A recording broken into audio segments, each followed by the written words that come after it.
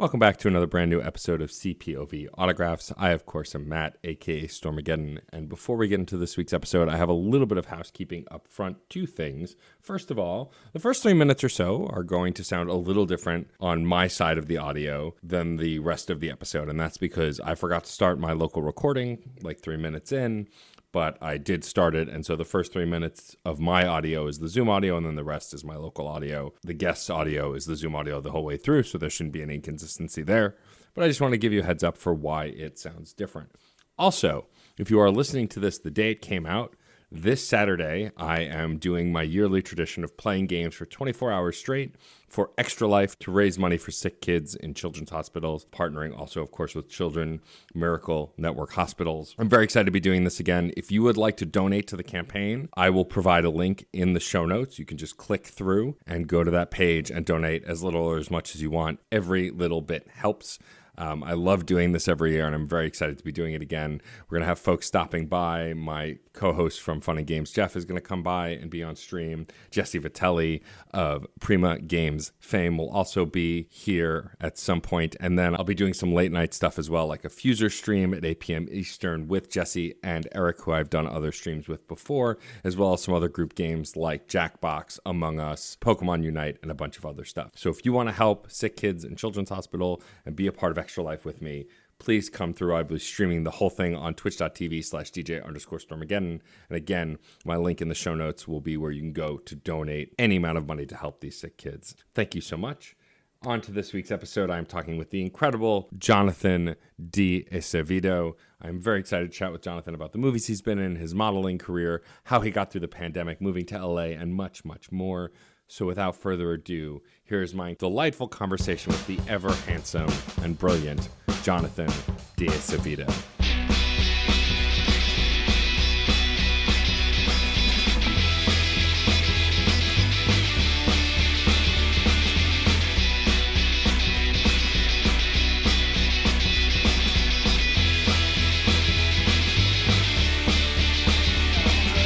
Thank you so much for having me. I'm excited. So for the listeners, depending on how I edit this intro, it's a running gag at this point that I tend to ramble and then pick somewhere to start the actual episode. But I'm talking with the handsome, talented, and incredible Jonathan D. Azevedo. I'm so excited to have you. Thank you so much, Matt. Oh, my pleasure. I want to talk first to start because so I've seen both movies that you've been in. They were both fabulous. And the first question I have is, in Love, Weddings, and Other Disasters, what was it like getting yelled at by Jeremy Irons? Because, man, is that so much fun to watch, but, you know. I think it's so funny that now I've been a little typecast to be yelled at in movies. I've been like starting to get like a nice thick skin to it. And it's to sound like a stupid art student, sorry. Seeing them switch between the two is just like a mind-boggling experience, kind of out of body, just like seeing someone like go from like, hey, it's very nice to meet you, like, you know, before being sweet and cordial, and then action, they're down your throat. I love it. I mean, also, if you have to be yelled at by anyone, Jeremy Irons, like the classically trained actor, it's like, if you're going to get yelled at by someone in the business, it should be him, right? Absolutely. Yeah. I mean, the joke writes itself, right? Right, exactly. So in that movie, you are playing waitstaff at a wedding hall. Is this a job you've ever actually had? Have you done waitering and waiting at restaurants, or did you have to get into the role for that? No, absolutely. Of course I did. I've worked in restaurants. I've worked catering at weddings, just like that one. I've definitely done it all very proudly. But again, doing it for a movie and like Diane Keaton and like the whole production was cool. It was great. Was any of it kind of like traumatizing, like you're back in the foxhole of being at one of those weddings or events, or did you have a good experience doing that kind of stuff? I had a great experience, Matt. You want to know why? Because I know if the time comes and when it comes, I'll definitely be down to cater again. Sure. You know, you can never be too safe. Absolutely. It's always good to have a backup plan. Was that a dark answer? No, not at all. So you've been acting and modeling for a while. Talk a little bit about how you got like, modeling is one of those things that always fascinates me because I know nothing about that industry. How do you decide one day that you want to be a model? Is that something that you notice like growing up and you're like, oh, I can do that. I can look really handsome and stand still for a while.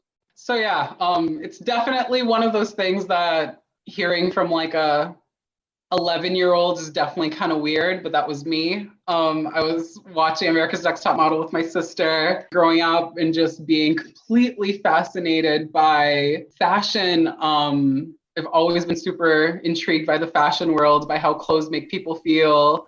My mom used to be an administrative assistant at a hospital, so that like is pretty much a long day. I just remember when she would get home sometimes and I would be like laying out like outfits upon outfits for her to just like try on and like, model and take pictures and stuff like that. And she'd be tired as shit coming home from work, like, kid, what the hell? So I've always, always, always loved modeling. I've loved fashion. So as I grew up, I started just being, super dedicated, trying to figure out how to do it. And it's a jungle for sure. It's definitely an interesting world to admire and then to be in. For sure. Who would you credit your fashion sense with? Like, where do you feel like you got your earliest style from? Obviously, my dad. I can't. And my mom. Both of them are just, when I see pictures like from, when they were my age and stuff like that, obviously the trends are the same now. Right. They came back, but I'm very proud of my Brazilian heritage. I just love that kind of like effortless chic, but also bold and sexy at the same time. So my parents, for sure. Yeah, it's funny. As a kid, I had no sense of style. Like my mother dressed me in like button-down shirts and like khakis, even as a kid, which was awful. But it wasn't until I like kind of got more in touch with my queerness, I feel like as an adult, that I realized there are no limits. Like you can wear whatever you want. My favorite article of clothing I have right now is this velvet blazer with like a floral pattern on it. And it's like Very one of those nice. things where I saw it on the Macy's clearance rack. I'm not ashamed. And I looked at it and said to my spouse, I could wear this. And so I tried it on and like her eyes lit up and I was like, okay, that's it. We got to buy it. And it's been one of my favorites since. But like as a kid, I would have never thought of that. I would have looked at that and gone, Of course. the In fear. those moments, Go ahead. the fear of being judged. Yeah, absolutely. Growing up as a queer kid, like in high school and like, getting called all sorts of things. And it's like, you don't even know why, right? Like you're still figuring that shit out. And so it's like to be able to lean into that sense of fashion now, like I paint my nails all the time. Obviously my hair's dyed. And so like, do you feel like as an adult now, especially, it's much more easy to lean into the sense of style that you have? Absolutely, 100%. I'm super emotional and sentimental about everything. To me, life is a big like Shonda Rhimes series. So I'm like constantly like thinking to myself in that narrative. Yeah. But it's beautiful, you know what I mean? It's so many things that, for example, even the role that I played in Free Guy, the fashion was amazing. I remember going to fittings and, everyone's there doing their job and super professional. And I was there just like drooling, like kind of feeling like a kid again, seeing all those like bold, cool patterns, everything like being allowed and futuristic. And I loved it. I was drooling the entire fitting process. I'm so glad you brought up Free Guy, a movie in which you play someone who is absolutely obsessed with Taika Waititi. A very hard role to step into, I'm sure, as none of us are obsessed with that man So constantly. easy. What I love about that film is it both leans into stereotypes and also destroys stereotypes. And like you're playing a pretty typical character, like the assistant who loves the boss and wants him to be happy. I have to imagine it must be a little bit of whiplash because I've heard that Taika is just a delight, and then for him to be this terrible person, this like asshole in this movie, which is kind of the whole point. Like, was it fun to kind of get to see him play in that way on set with you and like be in that space? Absolutely. It stinks because I feel the amount of people who come up to me and just have that gleam in their eyes and they're like, how was it? And I'm like, exactly that. Exactly what you're thinking, the twinkle in your eye. He was amazing. This was one of my first like big movies. I actually shot this before I shot Love, Weddings, and Other Disasters, but Love, Weddings, and Other Disasters came out first. So I was extremely nervous. Every day I would go into set, I was like drops of CBD, like, prayer, meditation, because it was like so exciting for me. But he was one of those people that would literally sit next to me and like talk to me and, just be an amazing person. along with Utkarsh and Joe Keery and Sean Levy and the producers and the makeup team. Like everyone seemed to be like my personal staff is what I thought of it as. They were all right, like my cheerleaders and stuff. But yeah, no, Taika's amazing. Amazing, amazing, amazing. I can't say enough things about him. Yeah, I love.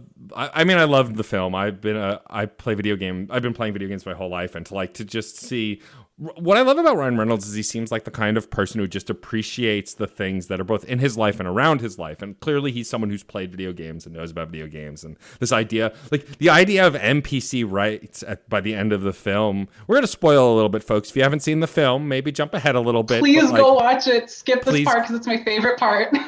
But like the all that stuff, like it makes you think, and you're like, wait, oh yeah, I mean, I've been talking about non-violent games and cozy games for my whole life, stuff like Animal Crossing, things where you're not actually fighting, and so like to see this kind of a narrative in a game is really a movie about games is really exciting. When you were auditioning for this and then eventually getting the role, did you have the scope of this narrative, or did you just know the scenes you were in? I had absolutely no scope. I remember Googling what like NPC was. I wasn't familiar with gaming. I was like completely just, wanting to do something that was my passion. So funny story about the audition. So I used to be an intern at an office for casting in Boston. Mm-hmm.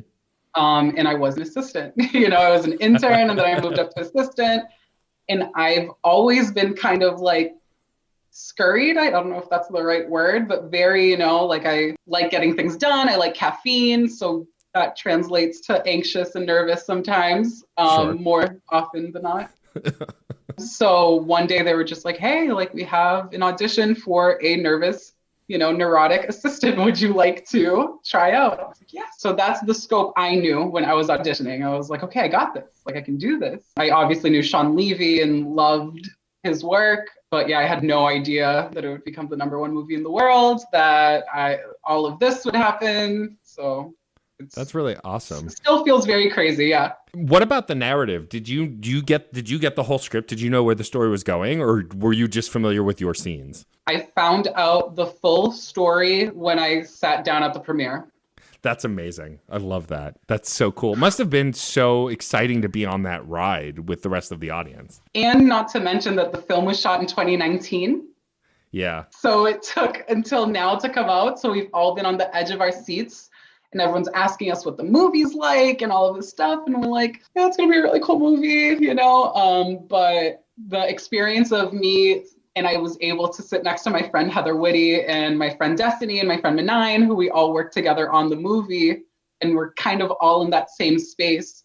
For us to be back at a movie theater for the first time since the pandemic, it was the first time. And for it to have that message that I don't think anyone was expecting.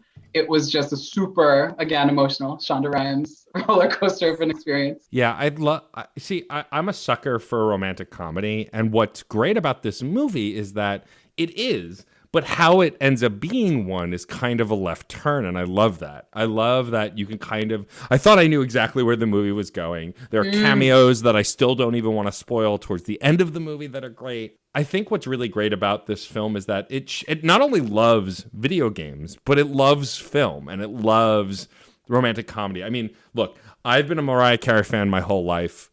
Fantasy is still one of my favorite songs of all time. And so for that, like the whole ride home from the movie theater, I'm just blasting it in my car because it just reminds me of my youth. So one of my first pop star crushes was, of course, Mariah Carey. Like so many people. And so it's fun to see a movie that knows what it is and it embraces it 100%. Absolutely. And I just love that I really stopped to think for both everything that I participate in, but for this one a bit more, again, since it was the first, I try to stop to think, would I want to watch this? Like, am I promoting this because I'm in it? Like, do I think this is going to be good? And then after watching it, it was an amazing feeling to confidently tell everyone, like, you have to watch it. You're going to love it. It doesn't matter what you're into. Like, you're going to like some part a lot. It's going to be like worth the trip for you. So I love that. Mariah Carey. Gotta love Mariah Carey. I love the fashion in this film. You know, like you were saying, like it's one of those films that you would just kind of assume is average fashion wise, but like, well, first of all, every outfit, like the whole outfit that Taika is wearing is just like, I want that coat so bad. I don't even think I can pull it off, but like, I just You some can. of the, you know, it's just it's, and then also even funnier is like the minor differences in fashion, like when Ryan is wearing the button up and then switches to the same colored shirt, but it's more relaxed because he's more relaxed. Like that kind of narrative stuff is just kind of so brilliant to me. Have there been films that you've watched and you've watched like the progression of the fashion and you've been amazed by? Oh, I don't know if I would say the progression per se. Right. I'm just going to throw out the basic answer. Obviously, Devil Wears Prada, that, Of course. outfit, costume makeover story is beautiful. But like me growing up again, like Gossip Girl, I thought the costume design was insane. Yeah. Yeah, I can't think of any others off the top of my head. I mean, those are two great answers. I mean, it's funny, like with all the superhero films, which I love, and the costume design, which in those are always so interesting and fantastic.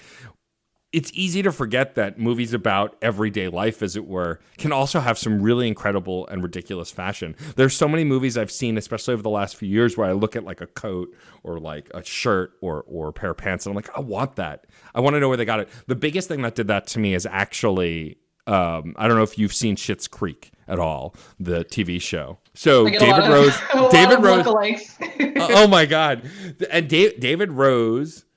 His whole fashion sense, the whole, like from start to finish in that show is incredible. And I very recently got a version of his lightning bolt sweater, which I love. But like nice. That's a show that I watched in every episode between him and Alexis and even their parents, like Catherine O'Hara, who like just the different wigs, the different outfits. Like that's a show that made me acknowledge fashion and see fashion in a way that I'd not really thought about it, because they're all of these kind of sore thumb characters in this world where fashion isn't really a thing. That is beautiful. And I feel like that's always something that I've really liked about fashion too. I feel like I've always run into people who have said like, oh, this isn't for me, like I can't pull that off, all that kind of stuff. And that to me is like nails on a chalkboard. I'm like, absolutely not. Like, let's try it, try this on, try that on. Like, style is like a badass version of like liquid courage without booze. So I'm always enforcing people to push the envelope on fashion. No, I mean I'm the same way now. It's the old saying, you miss 100% of the shots you don't take. It's like you won't know if you look good in something until you try it on. That's why you try that stuff on. And we survived the pandemic, so well that too. Yeah. So survived so far. I know in the process of. Get vaccinated, wear your masks. Thank you. Yes, please. Let's talk a little bit about the stuff you do outside of acting. So obviously we joked earlier that you're not really a video game person. Are there some things you do in your downtime that like keep you centered when you're not acting or modeling? It's really tough because I feel like a lot of actors would agree that staying current with all of the beautiful, amazing projects that are now, that people are getting the opportunity to have in front of the world. So many Black artists, queer artists, just women-led films, like all of this stuff that I feel like I don't have much time to do anything else other than catch up on the series and movies I want to catch up on. Sure. So that's a big, big chunk of my time. I love watching movies. I love watching TV. I love shopping. I mean, who doesn't? I do charity sometimes. I swear I'm a good person. But I love Netflix. I'm like hooked, like beyond reason. Is there any series or movie that you're obsessed with right now that you loved? With me, what's really tough is that I'm such a weirdo in where I don't love everything necessarily. I can be super picky when I want to, but I've rewatched Grey's Anatomy like God only knows how many times. Sure. But then I'll love to try like obviously anything HBO. When I was actually preparing for this role after I got hired on Free Guy, Sean Levy told me like, hey, watch this series and I want you to like really like try to get some inspiration from certain characters. And the show is Veep on HBO. Yeah. Ugh. And like, as if I couldn't love him anymore, as if I couldn't love like Julia Louis-Dreyfus anymore or HBO, like that introduction was also very, big for me. I'd say that's one of the shows I've watched most recently that have really, like, really impacted me. Veep and Euphoria. Those two are just beautifully done to me. I've seen a bunch of Veep. I haven't seen all of it. Euphoria is still on my list. I just haven't gotten to it. I know. I've heard so many good things. I've been obsessed with Zendaya since like she broke out. And I know she's been working for ages, but like, you know, between Euphoria and the Spider-Man movies, like she's just so good. I'm excited to see her in Dune. Like it's just, but Veep I loved. I have a friend, Rachel Axler, who wrote on the show and who is an incredible writer. And so like, you know, also, like, how can you not love Julia Louis-Dreyfus and Tony Hale? And, like, the cast is just phenomenal. Some of comedy's legends. And so, like, every... Legends.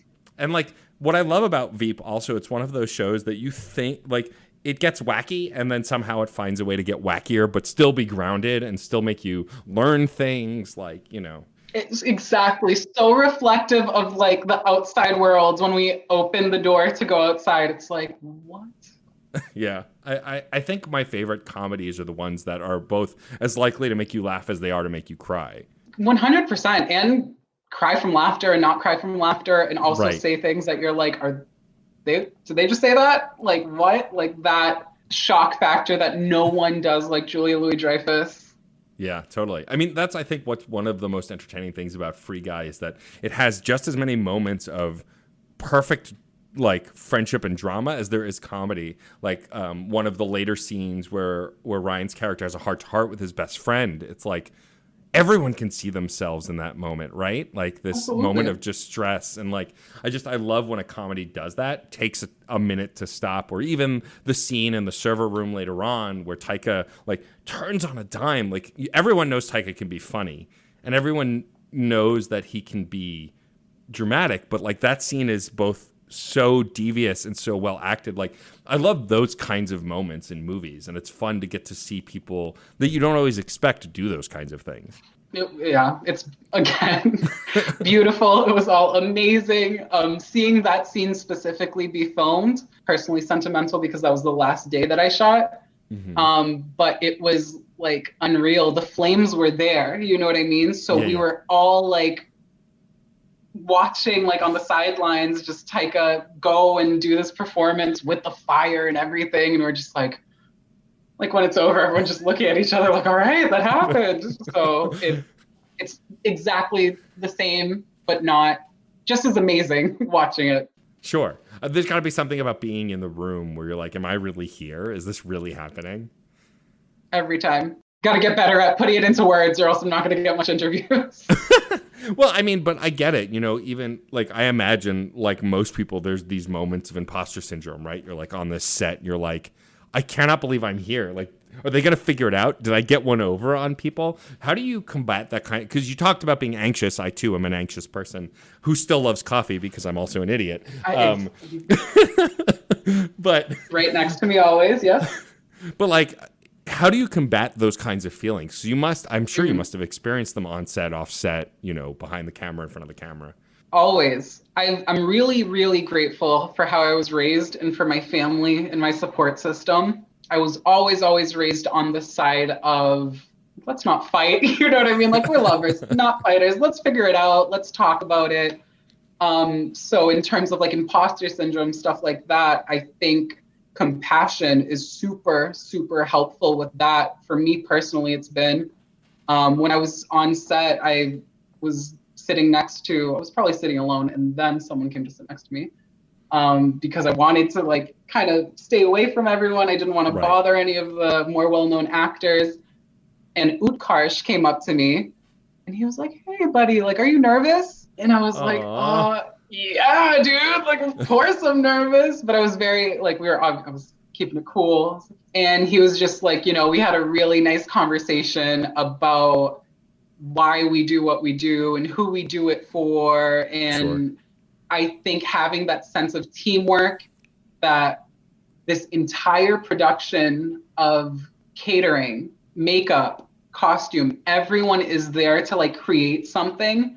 It really kind of took away like that imposter syndrome, that kind of anxiety, because you could tell. And that's something that people say about this movie all the time. And it's unfortunate because only the people who worked on it can really vouch for it. But you felt like the heart that everyone was putting into it. I'm pretty sure it was right 2019 May. Yeah, so it was right before the pandemic. Yeah. So like it was just, again, a combination of so many things that made it a really cool experience and helped, I think, a lot of people from the experiences working on it, but also from the theme that the movie ended up having. Yeah. Just like this beautiful coincidence. I love the idea of found family because and especially it's in a lot of queer narratives, like this idea of, I'm very lucky that I have family who loves me and I'm surrounded by people who love me, but not everybody gets that. And so whenever there's a movie about this kind of found family, I really love those stories because I'm just kind of programmed to be a sucker for those. And, I think Free Guy handles it in a very different way, especially since you get to see people, at their breaking point and at their, point where they feel like they're at rock bottom and finding their way. Do you take lessons like that from acting and from movies and stuff? Have you found advice in those places like that help you in day-to-day life? Absolutely. Like, again, Shonda Rhimes is a genius in ways like I cannot even put my finger on. Just that kind of, it's 110% what's inspired me to get into writing more and learn about writing, because not only is she a talented creative, but she's also a talented writer, and it's just like great. Is that the dream collaboration, is to be able to work on something that Shonda Rhimes has made? If I could have coffee with her, I think I would feel a feeling of such fulfillment. I really hope she's not hearing this, that my parents aren't hearing this. But it obviously has to do with the time in my life that I was watching those shows, that I was watching Grey's, that I was watching Scandal and all of those amazing shows. It just like touches you. It has that power to make you relate, make you feel seen, make you feel heard, and most importantly, let you know that it's all gonna be okay. Yeah. Which is like, what? Like a hug after watching an episode. It's like, thank you, Shonda. So yeah, dream collaboration without a doubt. I would say top of the list for sure. Like I can't think of anyone else. I have to imagine that, being in like the pandemic was hard for everyone and so many different people, but I have to imagine, because I have other friends who are actors and who worked especially in live theater, which was even harder. It must have been difficult to, you're just getting ramped up. All of this stuff is coming out or getting ready to come out, and then everything shuts down. I have to imagine that must have been disheartening, right? Because you're just starting to ramp up.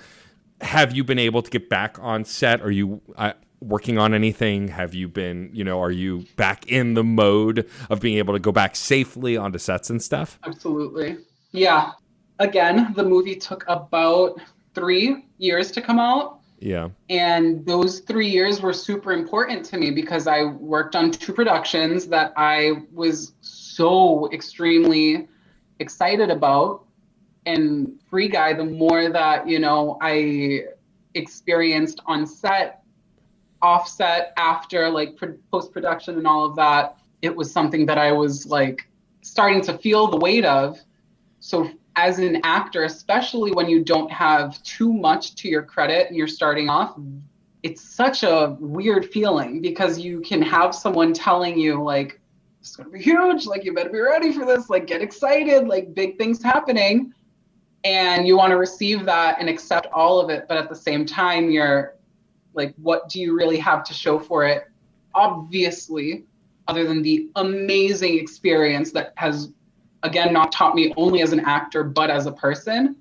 But I remember for sure so many times feeling completely anxious and unsure and on thin ice. Like for those 3 years, I did modeling those 3 years. I didn't have that many auditions for acting, but then the movie came out and trailers started coming out and I would be in some trailers and things like that. And then I was like, oh crap, like those 3 years, like it sucked. I, a lot of times did not have money, did not have, a lot of things, was not living the most comfortably, not to sound too dramatic. Oh my God. Like, you know what I mean? Everything was thankfully worked out. But it's tough. You know what I mean? It's really, really, really tough. And I think also actors kind of fall into a little bit of desperation, I guess. That's safe to say, right, actors? We can all be honest. And it sucks. You do start to lose a little bit of yourself and that kind of confidence. And this is what I do like. This is what I do want to do. This is what I don't like. But then the movie came out on August 13th. I've wanted to move to Los Angeles since I was in high school, or probably earlier, but high school is when I was really trying. And then the week after the premiere, I was like, you know what? I'm going to buy a ticket to LA. So I'm currently living in LA. Amazing. I'm super, super, super excited to be here, to be meeting with people in Ubers and coffee shops completely randomly that are beautiful artists and amazing people working on amazing things. So I'm really, really excited. That's awesome. I mean, we all experience difficulty differently. It's why you can't compare Absolutely. tragedies. Obviously COVID on the large scale is a giant tragedy. We've lost more lives than we should have, all of that stuff. But absolutely. There are jobs that can easily be put online. And I know a lot of improvisers and comedians and other folks who found ways to do stuff online, which has been great. But I have to imagine as a film actor and as a model, that's harder. Sure, you can probably do photography at a safe distance, so modeling is probably a little easier. But I have to imagine trying to film anything is much harder. I imagine you're also very excited to get back out there. Are you currently working on anything that you can talk about? Has anything come up that you can talk about? Or is it all still in the hush-hush nebulous zone? Still in the hush-hush nebulous zone. Fair enough. Again, coming out here was a really, really big jump for me. I've never lived away from my parents, from my friends, from my hometown of Boston. So it was a move for me. And I think in some way the universe kind of saw that sacrifice and is rewarding it daily here. I think I would have never respected myself as a creative until I came out here and saw all of these amazing creatives working on so many diverse things and different projects and putting their hearts into it. And I think that sometimes when you come from a city where that, I don't want to say isn't as common, but isn't so visible, unfortunately. Here you can't miss it. In Boston, you can, unfortunately, because those talented people are still bursting at the seams there. But here again, what a corny answer for that question. I don't have anything to share at the moment in terms of future projects, but coming soon. That's okay. There's several projects people can already go check out right now, right at this moment. So people should do that. Talking a little bit about your past and your history. So you lived and grew up in Boston. Did you go to school in Boston as well? Yeah. So when you leave Boston, I think you call Massachusetts Boston. I'm specifically from Lynn. It's a city near the shore, near the beach. I think it's north of Boston. My geography has always been terrible, so I don't know. I should know. But I was born in Revere, which is another city very famous in Boston. And then I moved to Lynn and then LA. I mean, I love the Boston area. I have family in Brookline, which is gorgeous. Very nice, Coolidge Corner is my favorite area. There's cute shops, and it's just I'm always in that neighborhood whenever we're in town. You have to, I hope you've been to North End. It's my favorite place in Boston. Yeah. Okay, yeah. How can you not? Exactly. Cannolis. So you went to school in Boston, in the Boston area. Did you go to school for acting and modeling as well, or is that something that you came to after? Funny question and funny answer. So I went to high school in Lynn. I graduated, and then I went to Salem State, which is a state school in Massachusetts. Salem, famous city of Halloween. And then in 2019, I got this role in a movie called Free Guy. And I was in school for business administration and small business management and entrepreneurship. Then I got this email that I got the role for this audition and I quit school. So I did quit school. I loved school and I still do. And I definitely have plans on going back for business and for other things.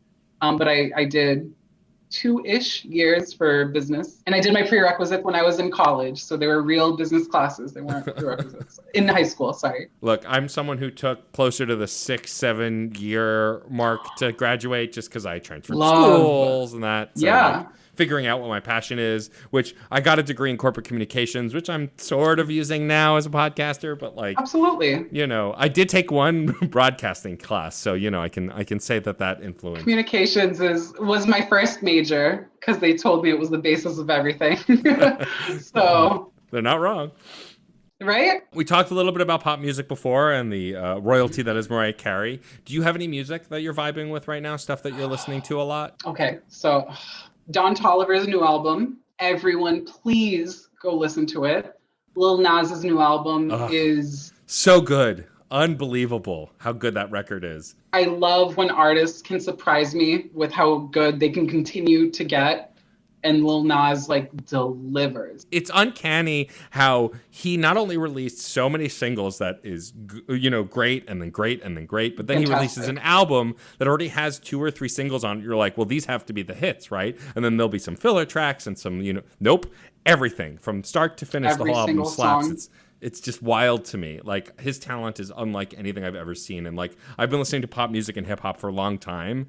And still, I just feel like there's nobody on this planet absolutely like him, not. And it's astonishing to me. And he's so young. It makes me feel so unaccomplished as a 38-year-old. I'm like, all right, look at you. All right, I see you. Thank you, Lil Nas. No, but yeah, and especially with the lyrics of his songs, I think like, of course, we may feel like that initially, but like, I was listening to, I think it's Sun Goes Down today. He is just so like raw and beautiful and speaks to you. In his music, so I love him. Really quickly, Sammy Nassar is a artist from here in California. Amazing. He came out with a new song. I forget the name, but it's also great. Psych Music is another artist that I met here in California that is like amazing. It's just all of these, again, by chance meetings and little concerts and flyers that you just see and you're like, look at this amazing little state filled with gems of artists. I love those moments. I've been a music nerd my whole life, and like I love going to cities that you can like. When I was in Austin the first time, we were just walking down the block, and any bar you went into was some guy with a guitar or some girl with a guitar, you know, or some they them with a guitar playing just the most beautiful folk or country music you've ever heard. And like I love that kind of artistry, and that's why I love living in New York. Like growing up, I got to hear so many different bands in these small hole-in-the-wall venues that nobody's ever even heard of. And I feel like that experience, I don't know how you feel, but I feel like that experience is both way more accessible, but also not as common. I don't feel like there's enough space for independent artists. Thankfully, things like Bandcamp and you can get stuff online pretty easily now. But I just feel like the live show experience, especially after a pandemic, like it's so much harder to get to see those things. Do you feel that kind of divide as well? I think so. I think it's something that really, especially when you have friends that are artists, when you are a creative, it really does hurt for you to see someone that you think the world should be seeing not get that. But I feel that you can't deny hard work. You know what I mean? You can't deny talent and heart. So the talent I've seen that like do that incorporate it. Sorry, it's obviously not to say that like everyone, of course, not everyone who deserves it gets their chance to shine or whatever. Right. But I love seeing how creative people have gotten with it, whether it be, I was at an event here right when I moved and there was this huge, like, I want to say 16-wheeler, maybe it was a bit less, but it didn't have the like cargo part, like the back part of the car. It was open and it was literally just a stage. And it was this like up and coming group of music, just like playing amazing music, driving by like the streets. Wow. And it's like, how sick is that? Like, you guys are such rock stars. I'm obviously going to follow you and support anything you do. So maybe that's a little bit of a positive I've seen, seeing that connection between like the fans and the artists. Even if it's friends, they'll tell their friends and that kind of, I love it. Really quick, did I say all the artists? I said John Toliver, I said Lil Nas, I said Anita. Did I? Brazilian singer, very You amazing didn't say singer. Anita. Anita's amazing. And she has a song coming out with Saweetie. By the time this comes out, it'll already be out. So look for it. It's great. Yes, everybody will, and I will too. Those are my artists. No, but it's funny you bring that up because like that's connection on any level is great, right? Where we feed on connection, but like I find that one-on-one in-person connection, there's nothing like it, especially when it comes to music and movies and theater and TV and those kinds of things. Like if you can meet those kinds of people making that stuff happen one-to-one, there's just something of like some of my favorite artists to this day are bands that I met when they were coming up that now have this giant following, like bands like Patent Pending who are out in New Jersey. It's like these pop groups who are just trying to kick ass, and they're really sweet to you in person, and like they have a great fan base, and then they go out and kick ass. And like I feel like those kinds of connections are stronger. I don't mind meeting people online. We didn't have a choice over the last few years, but like I feel like nothing compares to that in-person connection. Absolutely. I agree. I think that people, when I say people, I mean me, I feel like some people notice that that's kind of like the case.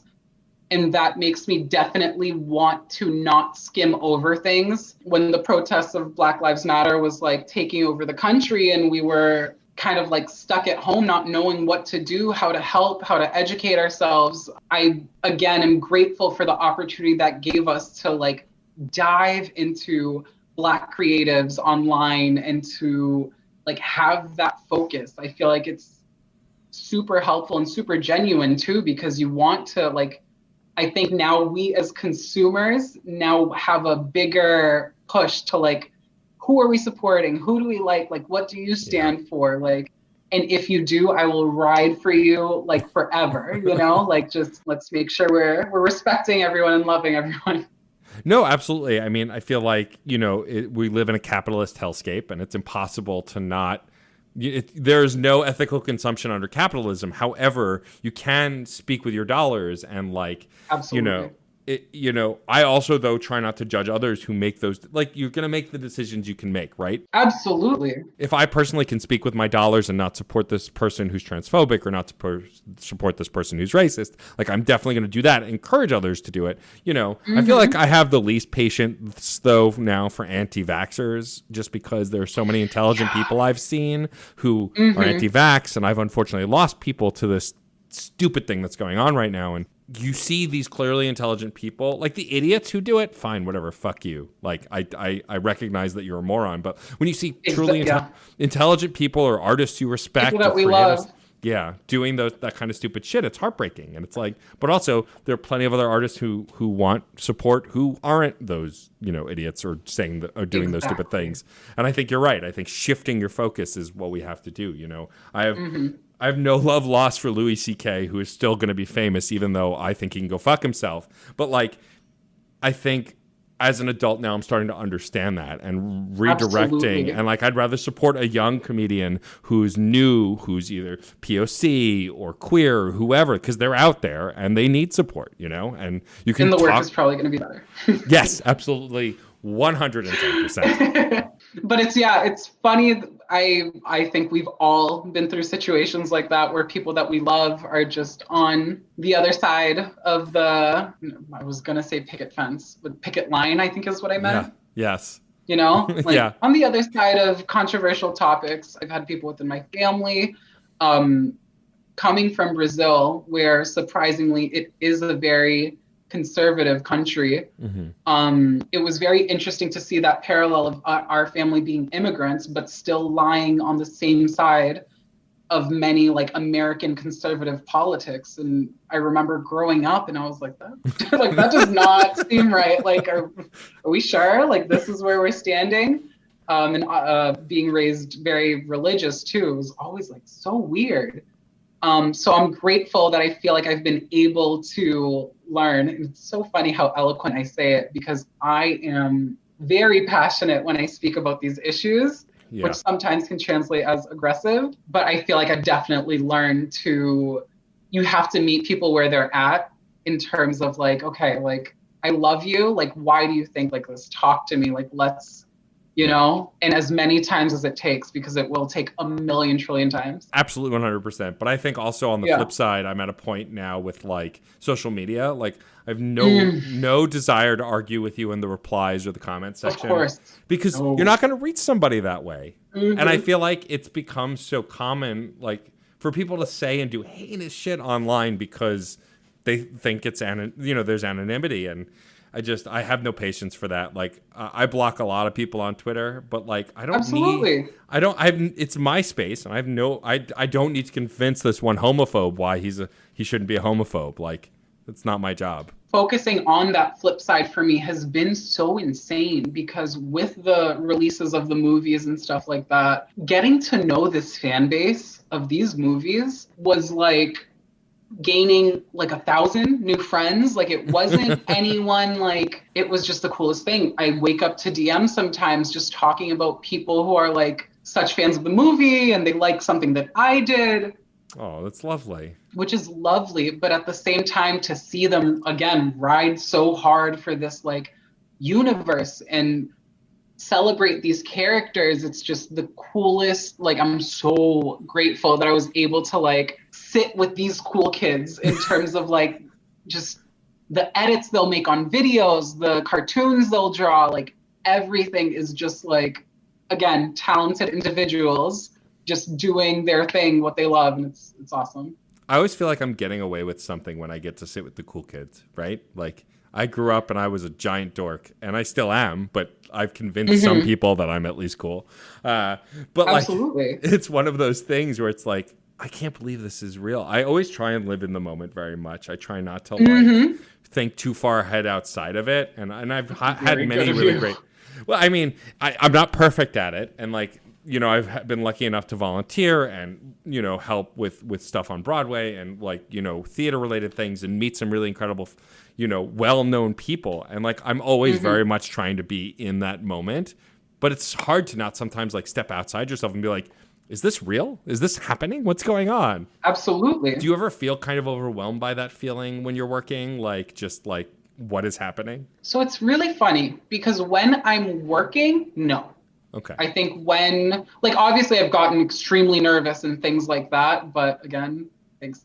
I'm going to credit Utkarsh for the rest of my career, so I'm going to go ahead and say that. Having that advice to focus on the bigger picture and that education to realize how much any project takes and how much it takes from everyone, I think I've gotten to a place where I can be like, okay, this is awesome, this is cool, but this awesome, cool person and me and everyone all have a same like desire. And that's like to reach someone on the other side of that camera.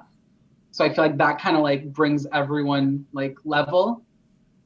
I love that. That's Yeah. so poetic. Like it's just fun to see how passionate you are, and like from your photos to your scenes to the stuff you make, like it's clear that you have a passion for this business and you just want to do the work. And I think any actor who is like that, knowing nothing about the industry, will go far, because I think it's clear when I see you on screen, for those moments that you're on screen, you are pulling focus. You are worth watching, and I think that's really huge. And so I only hope that you get to continue to do that in the future. I really appreciate that.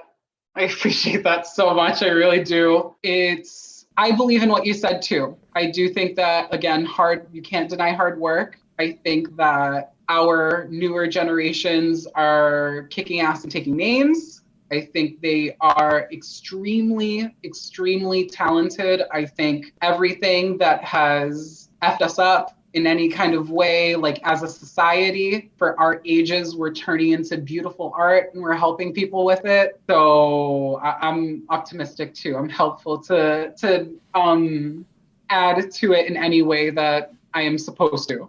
And before I let you go, I just want to say this has been a pleasure. I've been asking folks since the pandemic started, and since it seems like the finish line keeps moving further away. We've all been, as we said earlier, through a great amount of tragedy on different levels for different people. But is there one really bright spot you can think of during the pandemic, something really great that happened that you held on to during it? Can I say, I don't want to say Free Guy. Oh my God. Please. I mean, please do. Since I've started taking my career seriously when I was about 12. I would take my own headshots in like an old professional camera and print it and put my name on the bottom. And my parents never helped me with that, not because they didn't want to, but they didn't want to start that little artist fire in their child, which I completely understand. Parents, don't do that to your kids. Let them be artists, please. But they were scared, you know? Right. And I forgot where I was going with this, but it was a beautiful, beautiful aligning of all of these dreams of me and my, again, ginormous support system that I've accumulated through the years, for them to see me again taking those pictures and posting my work and, hey, I just did this short film in Boston type of thing, for then to be able to invite all of my support system to sit in a room masked and distanced. Of course. To see the kind of culmination of that. And to, of course, feel all the emotions I felt through the years that it didn't come out, when it shot, when I got the email that I got it from one of my former bosses, like all of these emotional ties I had to it. I think that moment for myself and shared with everyone was like, I can't think of anything else. I got a godson who I love. He was born and I love him. That was a huge highlight and he's adored. But for me, I guess I would say the movie.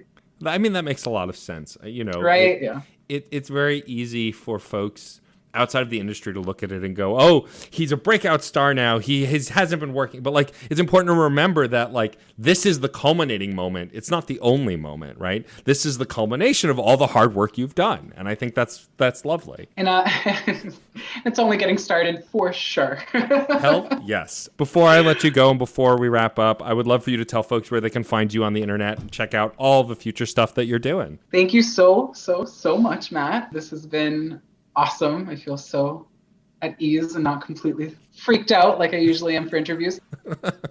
You can find me on Instagram. It's Jonathan D. Azevedo, JONATHANDEAZEVEDO. And I'm on my Twitter. Actually, guys, please don't look at my Twitter. I have like a Twitter from when I was like 11. Now people will look it up. Horrible. But I have a current one and I don't use it and I'm trying to get back on it. But Instagram is where to find me. Instagram. And I mean, you also get to see extremely handsome photos of him on Instagram as well. Thank you very much. I try my best to keep everyone happy with the shots. Before we go, I would love for you to sign off the show for me. We have this saying on the show, which is music is life and life is good. It's this idea that as long as you're creating, as long as you're making something, no matter when life gets to its worst, it's still not that bad because you're creating. You're putting things into the world. So if you could sign us off, Jonathan, by saying music is life and life is good, we will call it a day. I love it. This is my Disney Channel moment. I'm ready, right? Music is life and life is good. That's it for this episode of CPOV Autographs. Our theme music is by Michael Kill. Our logo was designed by Case Aiken and Joey Amons. If you liked the show, please rate and review wherever you get your podcasts. It's a great way to help us reach more listeners. Questions, comments, or guest recommendations? Email mr.nat.storm@gmail.com or hit us up on Twitter at CPOV Autographs. Thank you so much for listening. Video games are a unique medium. They can tell stories, immerse us in strange, fantastic worlds, blur the very boundaries of our reality. But at the end of the day, video games are fun, whatever fun is to you. I'm Jeff Moonen. And I am Matt, a.k.a. Stormageddon. And on Fun and Games, we talk about the history, trends, and community of video games. It's a celebration of all the games we play and all the fun we find within them. And there's so many more games out there, so we hope you'll share in that conversation with us. Fun and Games podcast with Matt and Jeff. Find us on certainpov.com or wherever you get your podcasts. And happy gaming. CPOV. CertainPOV.com.